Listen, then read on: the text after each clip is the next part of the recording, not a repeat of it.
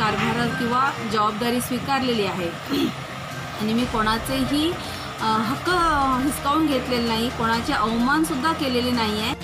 पालिकेचे नगराध्यक्ष बबन साळगावकर यांच्या राजीनाम्यानंतर कोणाचेही हक्क न हिरावता मी कायद्यानुसार नगराध्यक्षपदाची जबाबदारी स्वीकारली आहे, त्यामुळे कोणाचाही अपमान केला नाही आणि यापुढे करणार नाही, असा खुलासा तत्कालीन नगराध्यक्ष अन्नपूर्णा कोरगावकर यांनी आज येथे केला। दरम्यान सर्व नगरसेवकांनी नगराध्यक्ष कार्यालयात यावे की न यावे हा त्यांचा वैयक्तिक प्रश्न आहे, ते सगळ्यांसाठीच खुले असणार आहे, असेही त्यांनी यावेळी बोलताना सांगितले। ज्येष्ठ नगरसेविका नारोजीन लोबो यांनी आज पत्रकार परिषदेत अन्नपूर्णा कोरगावकर यांनी नगराध्यक्षपद स्वीकारून पदाचा अपमान केला, त्यामुळे आम्ही गेले काही दिवस कार्यालयात जाणेच टाळले, असा आरोप केला होता। त्याला सौ कोरगावकर यांनी ब्रेकिंग मालवणीच्या माध्यमातून प्रत्युत्तर दिले। नमस्कार। सर्वप्रथम मी ज्येष्ठ नगरसेविका तथा 2 टर्म माजी नगराध्यक्ष म्हणून भूषवलेले आदरणीय नारोजीन लोबो यांना मी धन्यवाद देते।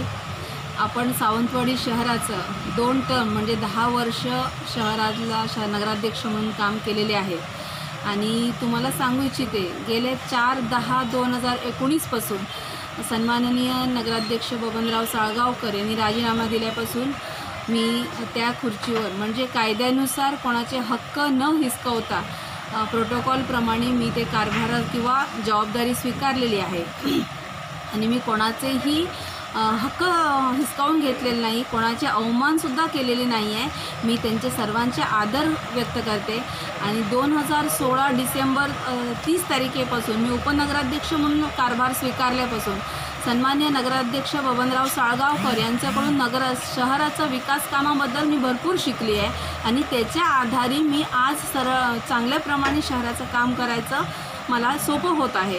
दुसरी गोष्ट मी सांगायचं म्हणजे कायद्यानुसार 55 कलम अनुसार नगराध्यक्षांची खुर्ची आहे किंवा नगराध्यक्षांची जबाबदारी आहे ते उपनगराध्यक्षांनाच करायचं आहे आणि त्यांचे परत पोटनिवडणूक किंवा निवडणूक होईपर्यंत ह्याच्या अनुषंगाने मी ते काम करत आहे आणि त्यांचं अडगळीचा विषय वगैरे नाही आहे। मी त्यांचं कायमच मान राखतच राहणार आहे आणि त्यांचा आदर्श मला खूप अनुभवाचा आणि मला चांगलं वाटचालीसाठी उपयोगी आहे।